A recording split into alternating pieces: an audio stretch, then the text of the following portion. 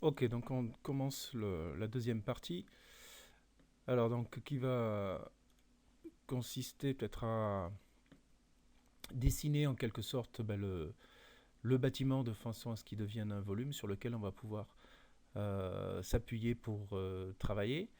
On va virer, on va enlever ce qui avait été dessiné. Donc on peut effectivement aussi se servir d'une photo dans SketchUp pour modéliser, souvent de manière sommaire, un élément à partir de sa photographie. Donc là on peut prendre notre outil ligne et puis on va dessiner le bâtiment du collège. Voilà, on peut faire une face comme ça et puis après on prend donc notre outil pouce étiré et on va dessiner le volume du bâtiment de façon à pouvoir s'appuyer dessus. Donc maintenant si on appuie sur la molette de la souris et qu'on change d'angle de vue, on voit le volume qu'on a dessiné. Alors bien sûr, comme on change d'angle de vue, on perd complètement la photographie, mais il suffit de faire un double clic ici pour pouvoir le retrouver. Et SketchUp va permettre également d'appliquer les textures de la photographie sur le volume qu'on vient de dessiner.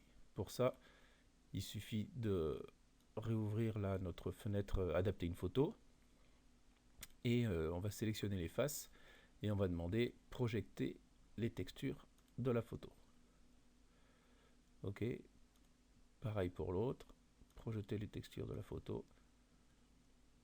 Normalement ça le fait une seule fois et une fois qu'on a fait ça, si on change d'angle de vue, on retrouve bien la photo avec donc en tant que texture projetée sur les faces de notre volume. Ce qui va nous permettre facilement maintenant de pouvoir rajouter des volumes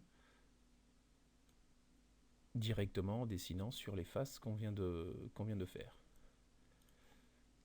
Alors là je suis un peu n'importe quoi, mais voilà, on peut s'amuser à rajouter des volumes par-dessus les faces qu'on a dessinées. Et alors on peut, voilà, en basculant comme ça, continuer à venir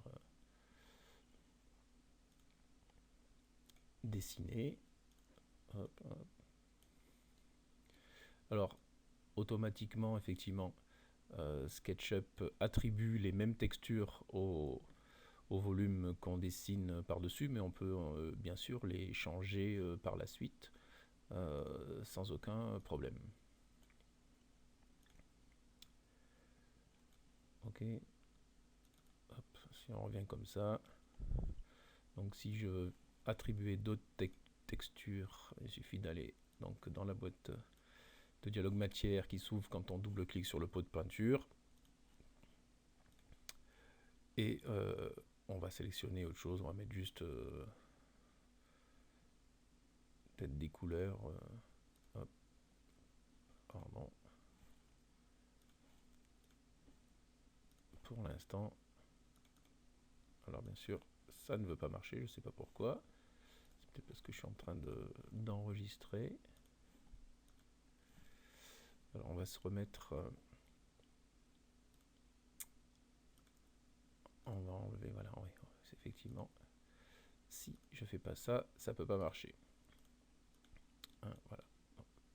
Pardon.